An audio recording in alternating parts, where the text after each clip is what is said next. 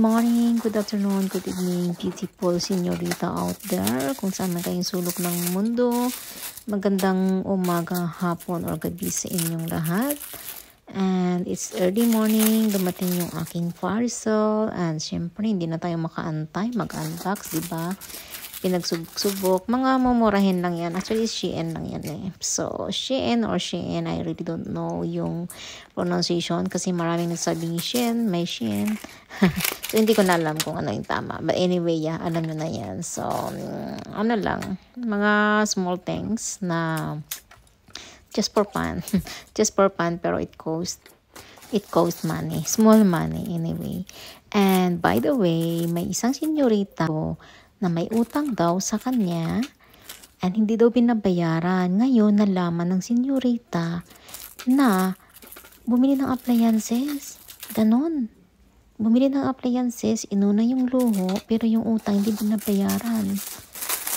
So, paano na lang? May ganon pala talagang tao, no? Anyway, bahala kayo dyan. Basta ako walang utang. May utang ako. Syempre, yung car ko binabayaran monthly. Kaya sabi ng senyorita, pag umulit daw, hindi na makakaulit sa kanya. Well, may point naman siya. Diba? Kasi I understand the feeling naman na pinagpaguran mo yun, katawan yung puhunan mo doon, pagod.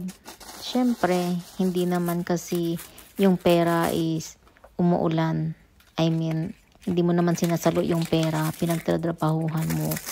Kaya syempre, sa mga ganyang klaseng tao, kailangan din na konting respeto at delikadisa na pinautang ka. Syempre, may tiwala sa yung babalikan. So, yung mga ganyang tao na wala lang, so syempre, nga naman, hindi na makakaulit. But anyway, hindi ko na yan problema, senyorita. Mga senyorita, I'm ready na, mag-ready na nga ako sa aming Christmas lunch and I am so happy that day kasi nakareceive ako ng gifts sa sa parents-in-law ni Mr. sa dating asawa. Binigyan niya ako ng 5,000 kroner and I'm happy for that amount.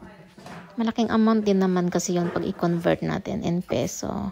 But anyway, yearly naman kasi yan sila nagbibigay talaga sa akin ng Christmas gift. So, Morning guys! Time check is 11 and we are going sa Old Gold. Kasi normally, 26 of December, invited kami doon sa parents-in-law ni Ben sa dating asawa. So, kasama kaming yung anak niya na 3 at yung 2 girlfriend.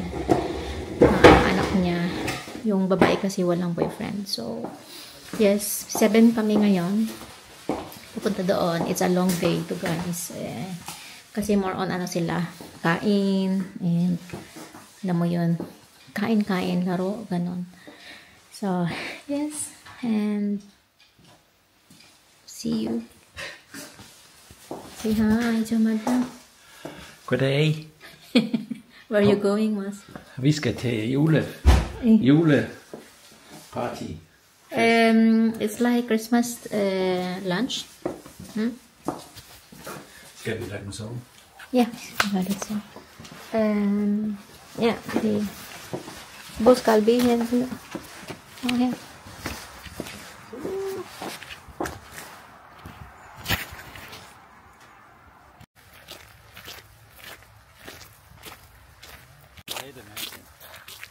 Og der Svend Madsen, det var jo en bror til min far.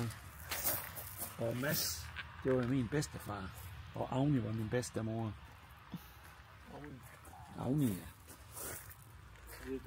Så Johannes, han er jo min, altså farbror. Og det er også Ja, okay. så høveren. Så crazy. Så jeg mærke til derovre, der stod det Tusen Madsen. Jeg havde jo... Men hvem var?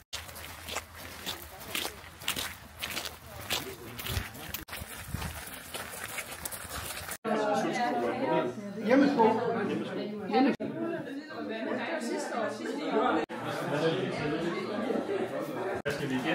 Ja, det finder du ud af.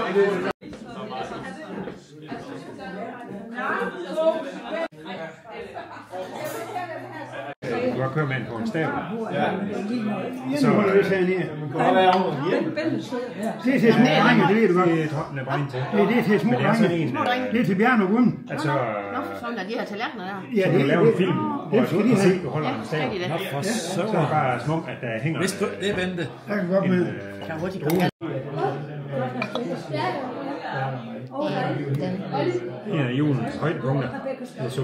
Ja, risengrød nu, så Lille og Gunn, vi blev enige, om vi skulle lave til risalemang, så det skulle vi have i aften til aften. Hvor reklamerer han henne? Ja, det er selvfølgelig jo...